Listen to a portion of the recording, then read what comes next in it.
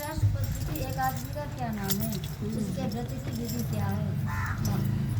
महात्मा का हिसाब महात्म का विस्तार से वर्णन कीजिए।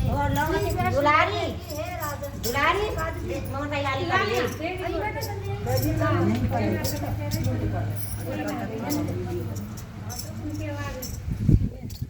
कीजिए। श्री कृष्ण बोले कि हे राजन, इस एकादशी का नाम परमा है। यह मनुष्यों को मोक्ष भोग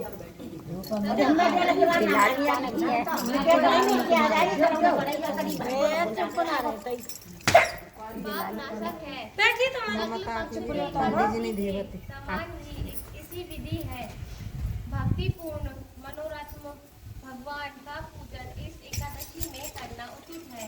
यहाँ पर मैं एक मनोहर कथा जो कंपलिय नामक नगर में हुई और जैसी मैंने सुनी वैसे तुमसे कहता हूँ। इस नगर में सुमेज्ञ नाम का एक अत्यंत धार्मिकता ब्राह्मण रहता था। इसकी स्त्री भी अत्यंत पवित्र थी, परंतु भव्य वंश वह अत्यंत दरिद्र थे।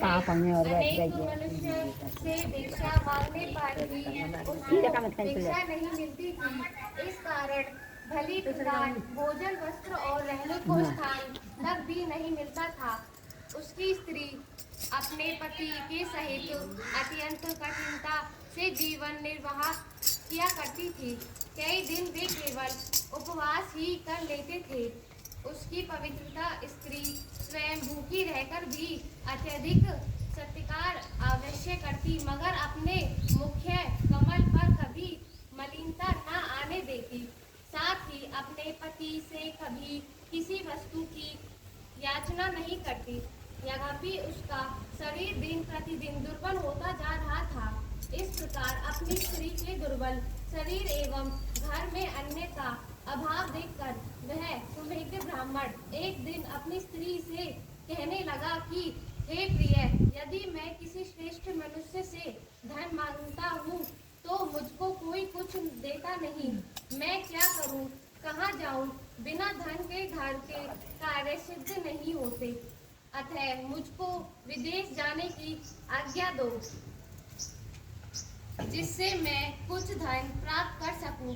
बिना उद्यम के कार्य की सिद्धि नहीं होती, इसलिए कारण बुद्धिमान सर्वदा उद्यम की प्रशंसा करते हैं।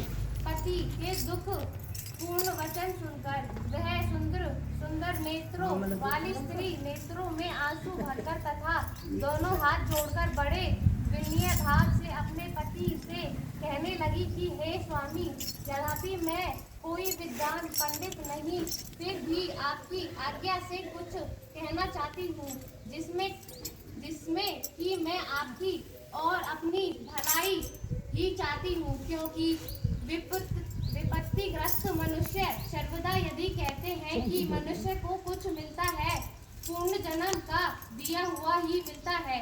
बिना दिए हुए चाहे स्वर्ण की पर्वत मेरू पर चला जाता है।